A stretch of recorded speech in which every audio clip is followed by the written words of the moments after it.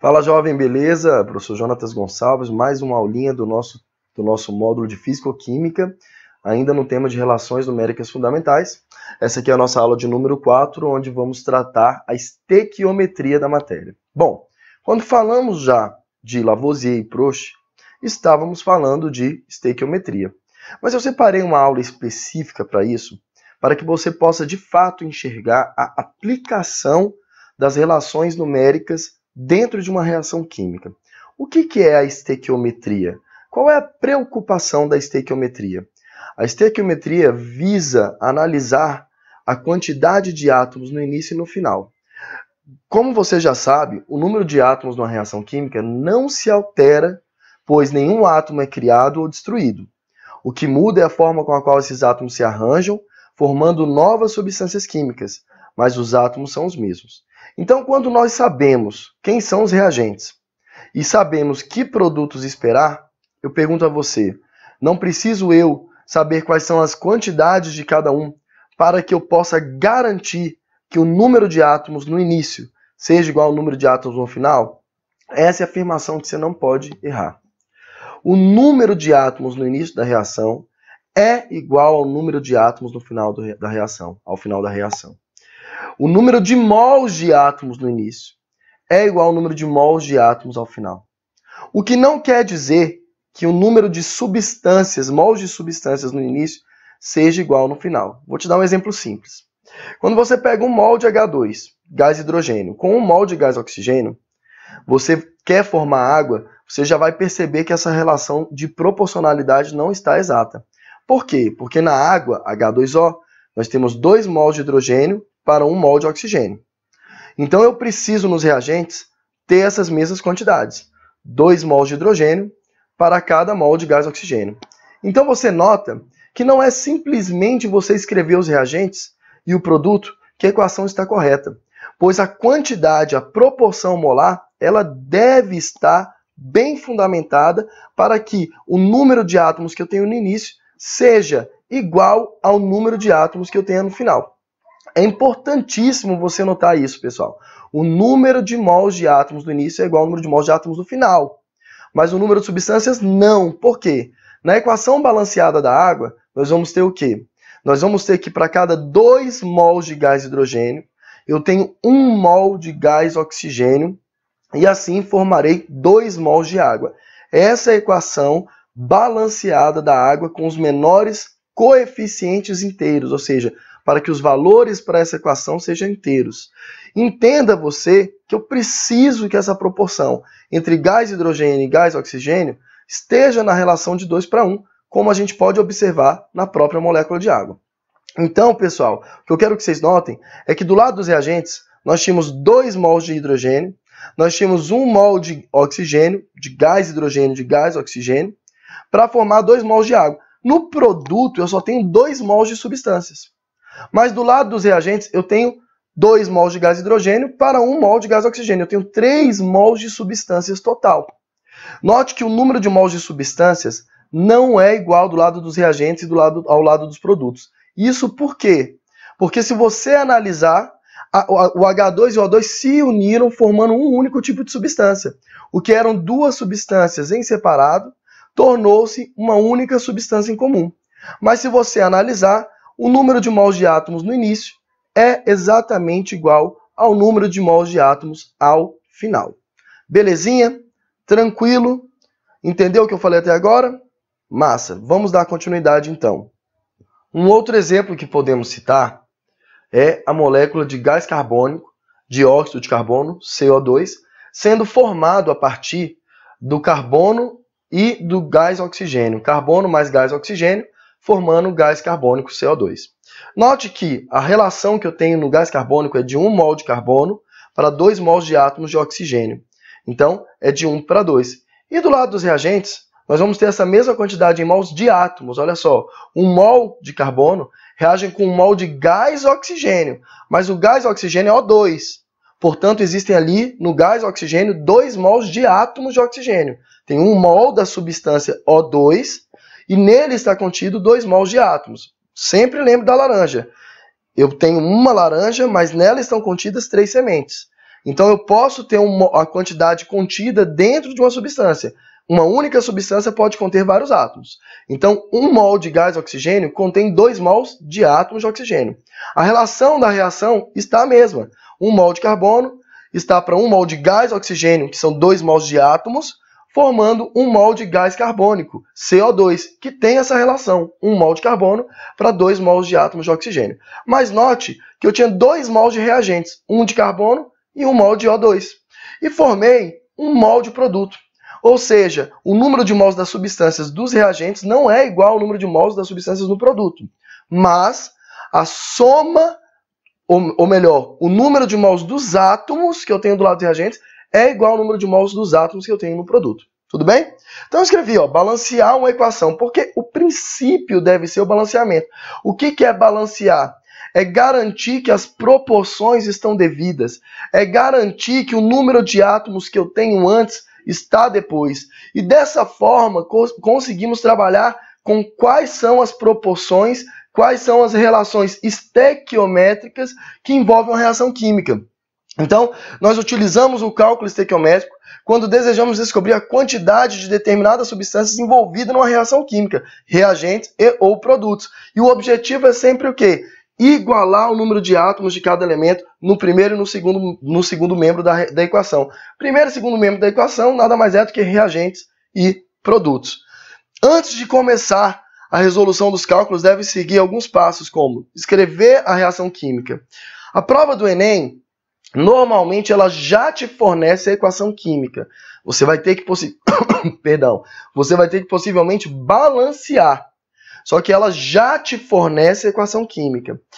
Agora, em alguns vestibulares, não. Eles vão descrever a equação química. Eles vão descrever a reação pelos nomes das substâncias. Nesse caso, em que ele descreve a reação química pelo nome das substâncias, pessoal, você vai ter que saber escrever a reação química e saber nomenclatura.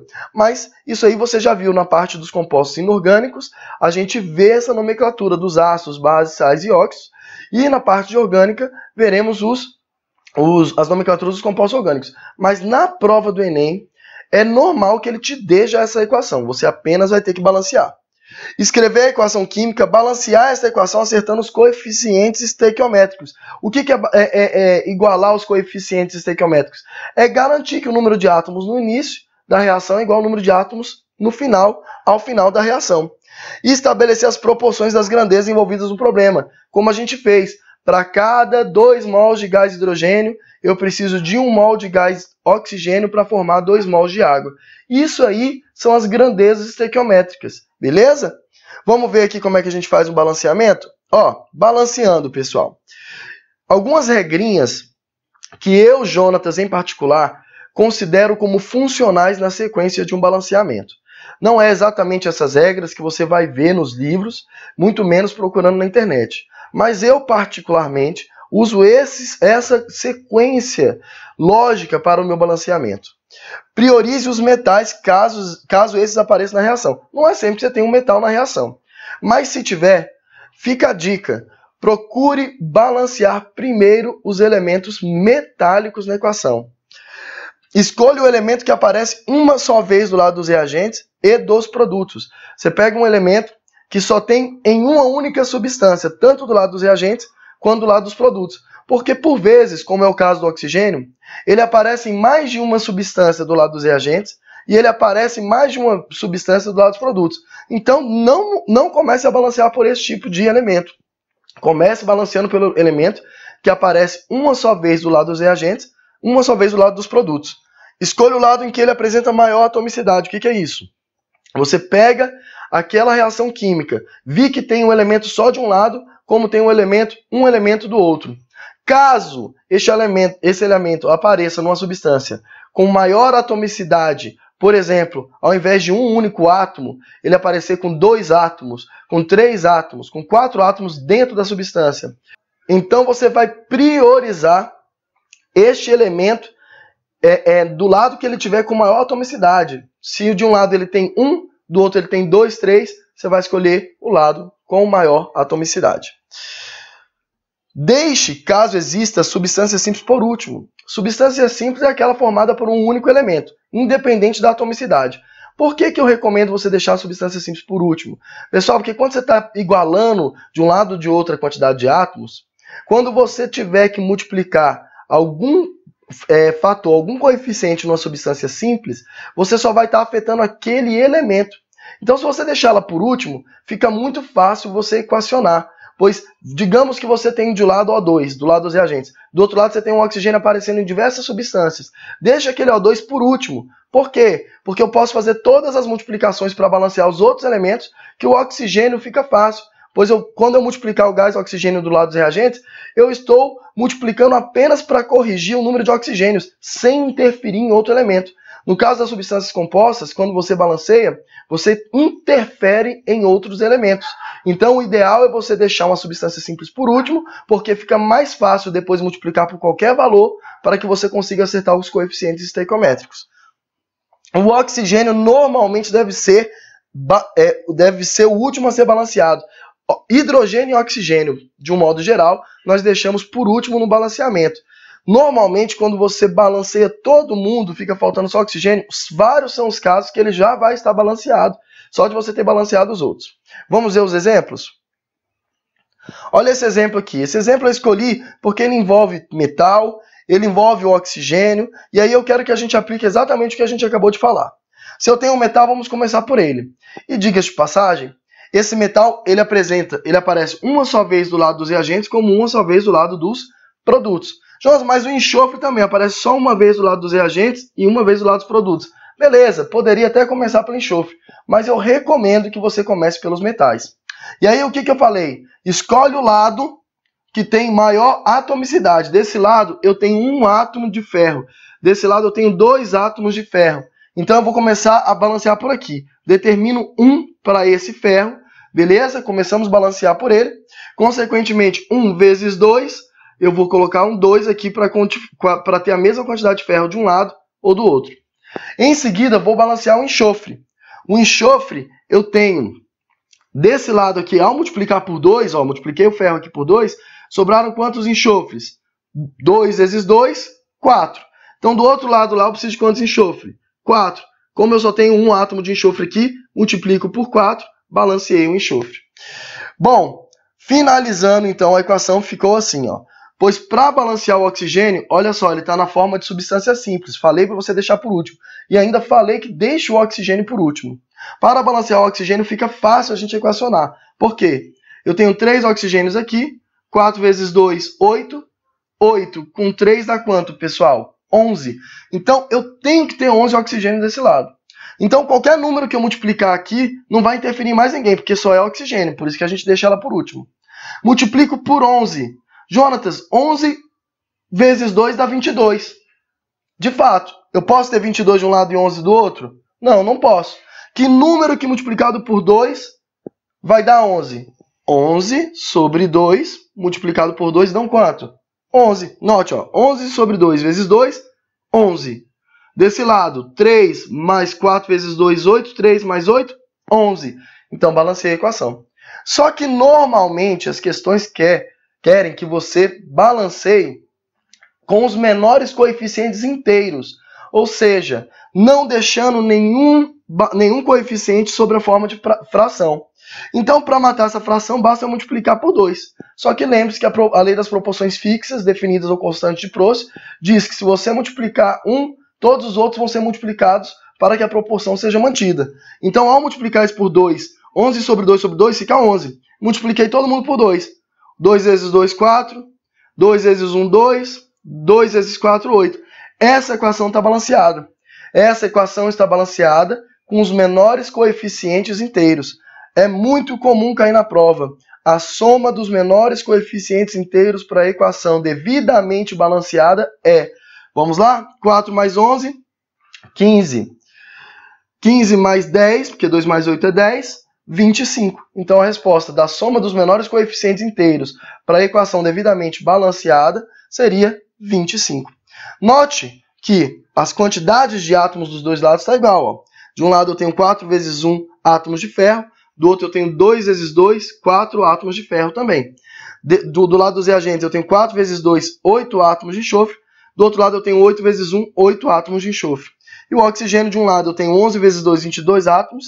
Do outro lado eu tenho 2 vezes 3, mais 8 vezes 2, 22 também. Note que a quantidade de átomos está igual. Então você balanceou a equação, ela está estequiometricamente falando correta. Vamos para mais exemplos. Olha só o que eu quero. Eu quero pegar essa equação, que ela é uma equação mais complexa, e eu já quero começar por ela, e entender o que isso significa. Olha, a proporção que nós temos nessa reação é, a cada 4 mols do FeSO2, eu tenho 11 mols de O2, que formam 2 mols de Fe2O3 e que formam 8 mols de SO2. Essa é a relação base estequiométrica. 4 mols de sulfeto de ferro, olha lá, 4 mols dessa substância aqui, ó, e esse aqui não é um ferro comum, tá? Esse aqui é o ferro com um número de oxidação diferente, mas isso aí a gente vai analisar depois, o balanceamento por delta NOx. Essa substância aqui, ó, reagiu com essa, o gás oxigênio, formando esse óxido de ferro, trióxido de ferro, formando o dióxido de enxofre. A relação estequiométrica de 4 para 11 para 2 para 8. Esses números significam o quê? As proporções molares que eu tenho na minha reação. Para que essa reação sempre seja obedecida, vou precisar devidamente dessas proporções para garantir que essa reação esteja dentro do padrão esperado. É claro, como veremos nas próximas aulas, que isso não é garantia para que a reação ocorra com um rendimento de 100%. Mas eu preciso, no mínimo, dessas proporções para que essa reação aconteça. Essas são as proporções ideais de combinação das quantidades das substâncias para formar aquela quantidade de produto. Eu posso criar uma relação de quaisquer um desses. Eu posso dizer que para formar 8 mols de SO2 são necessários 11 mols de O2? Posso. Eu não preciso relacionar todas as substâncias. Preste atenção. Eu não preciso relacionar todas as substâncias na hora de resolver essa equação. Eu já vou considerar que a equação é essa. Então, basta eu analisar a relação entre duas substâncias que eu já estou fazendo a minha relação estequiométrica. Quando 4 desse reage com 11 desse, necessariamente formam 2 e 8. Então, se eu falei para você que 11 mols de O2 estão reagindo, eu estou dizendo para você que 2 mols e 8 mols, respectivamente, ali do lado dos produtos serão formados. Tudo aquilo que o mol pode ser representado também fica dentro dessa relação. Por exemplo, a massa. Se a gente for pegar a tabela periódica e achar a massa molar dessa substância, a gente vai ver que a massa molar da primeira substância é de 120 gramas, da segunda substância é de 32 gramas. Lá nos produtos, a massa molar 160 gramas, o SO2 64 gramas. Só que as proporções em mols não são 4, 11, 2 e 8? Então eu posso dizer que 4 vezes aquilo que o mol significa em massa, aqui na massa de um mol, 4 vezes a massa de um mol, está para 11 vezes a massa do mol dessa substância, que está para 2 vezes a massa do mol dessa substância, que está para 8 vezes a massa do mol dessa substância. Note você que mantive a proporção molar. Então, esse valor aqui, ó, que eu pus a massa, pode ser substituído por tudo aquilo que o mol pode estar representando. Por exemplo, poderia dizer que 4 vezes, o que é mol, né? 6 vezes 10 a 23? 4 vezes 4 mols, 4 vezes 6 vezes 10 a 23 da primeira substância, estão para 11 mols. O que significa 11 mols agora? Em gases, em volume molar na CNTP. O volume molar na CNTP diz pra gente o quê? Normalmente, né? A questão vai te dar isso. O volume molar é 22,4 litros. Então, note que 4 vezes 6 vezes 10 a 23. Por quê, Jonas? Você está usando 6 vezes 10 a 23 e não a massa? Eu posso usar qualquer um. Vai depender da questão. Tudo aquilo que o mol significa pode ser substituído na palavra mol. A massa molar pode entrar no lugar da palavra mol. O número de moléculas, o número de entidades pode ser substituído no lugar da palavra mol.